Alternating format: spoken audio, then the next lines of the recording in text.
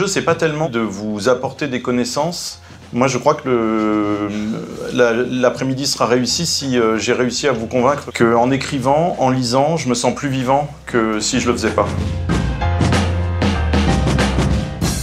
J'ai fait exprès de parler de l'effort d'observation et de description parce que c'est justement quasiment ce que les élèves détestent tout le temps. Donc je me suis dit, tiens, je vais prendre ce truc-là à rebrousse-poil. C'est ça le cœur à la fois de l'écriture mais aussi de nos vies. Mais je me suis dit aussi, à côté de ça, je vais quand même prendre des cas très précis pour qu'ils aient pas l'impression que la littérature, c'est comme ça, un truc très très obscur, comme ça, bah oui, mais lui, c'est parce qu'il était bon élève à l'école, alors évidemment, il est devenu écrivain, etc.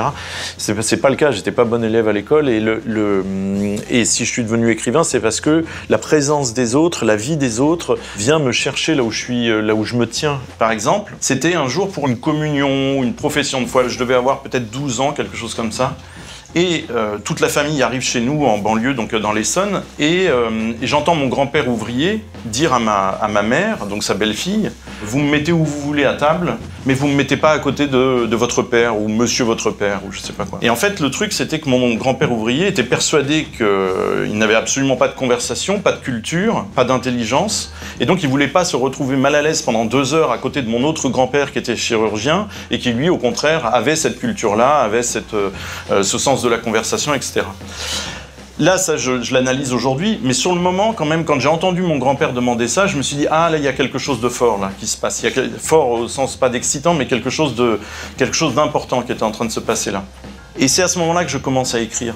Et je pense que c'est lié justement à ça. C'est-à-dire, je me dis, plus j'écris, plus je passe du temps sur mon texte, plus je vais arriver à découvrir des choses, plus je vais arriver à comprendre des choses que, si je n'avais pas l'écriture, je n'arriverais pas à comprendre.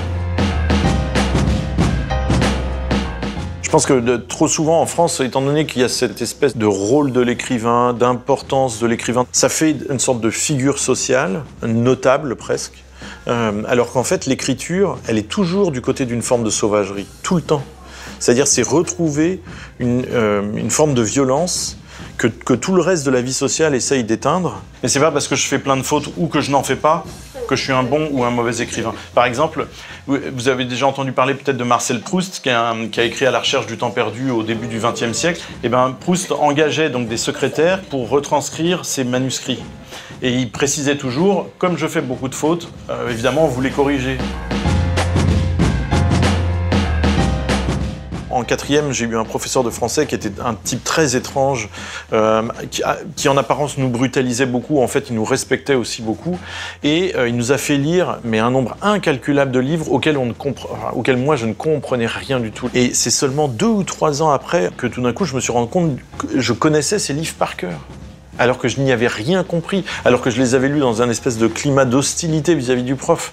Et c'est 3 ans après que je me rendais compte, en réouvrant les nouvelles de Salinger, que je les connaissais par cœur. Évidemment, les classiques, s'ils sont classiques, c'est parce qu'ils sont jamais classiques. Quand vous prenez Victor Hugo aujourd'hui, Les Misérables, le classique parmi les classiques, vous êtes sidérés. C'est pas du tout l'idée que vous vous faisiez d'un classique. C'est-à-dire qu'il y a des passages invraisemblables. Il y a le suicide du policier Javert sur un pont de la Seine. Mais il faut lire ces 3 pages-là, c'est invraisemblable d'écrire comme ça. Il n'est pas du tout nécessaire d'avoir lu ces classiques, par contre lire un peu quand même, ça faut pas déconner.